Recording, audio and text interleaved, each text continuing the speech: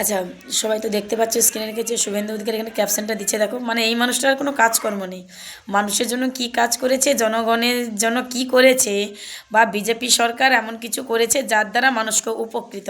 আজ পর্যন্ত আমরা শিল্প কারখানা উন্নয়ন এইসব নিয়ে শুভেন্দু অধিকারীদের মুখে কি শুনতে পেলাম না।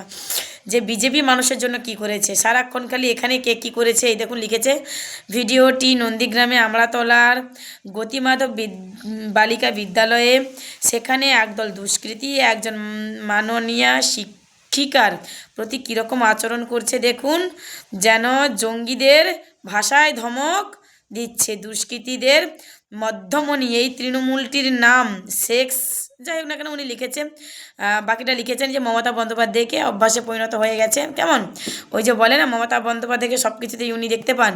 তো একটা কথা বলি মশাই, আপনি যে জায়গাটার নাম বলছেন ওটা আমড়াতলা অর্থাৎ নন্দীগ্রাম। আচ্ছা, নন্দীগ্রামে এদেরকে কে বানিয়েছে? আপনি বানিয়েছেন। অদ্ভুত তো, আপনিই তো তৃণমূলে থেকে এদেরকে ট্রেনিং দিয়ে গেছেন এগুলো, তাই না? আপনার ভাষায় যদি এরা দুষ্কৃতি হয়ে থাকে তাহলে এগুলোকে আপনি বানিয়েছেন, এগুলোকে আপনি বানিয়েছেন। মানুষ জানে, আপনি যেটা পোস্ট করেছেন না, জনগণ জানে। নন্দীগ্রাম মানে আপনি বহরদারি দেখান প্রচুর যে আপনার এলাকা, তাই না? তাহলে এরা যদি দুষ্কৃত হয়ে থাকে আপনিই বানিয়েছেন। এত বড় বড় কথা বলছেন, মনে হচ্ছে যেন সাধু সন্ন্যাসী একদম, বুঝলেন? ধোয়া তুলসী পাতা। তৃণমূলের নন্দীগ্রামে ক্ষমতায় কে ছিল মানুষ কি জানে না?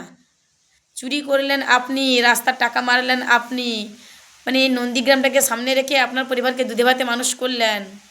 আর এখনও এসে বলছেন যা দোষ তৃণমূলের। আরে ভাই, তুমি তো তৃণমূলে থেকে এত কিছু করেছো।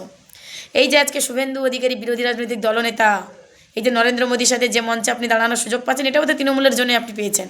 বলুন, তৃণমূলের এতগুলো পদে আপনি একজন ভালো ব্যক্তি ছিলেন বলে তৃণমূলে থেকে সেই জন্য বিজেপিতে আপনাকে ওই জায়গা দিয়েছে, বুঝলেন?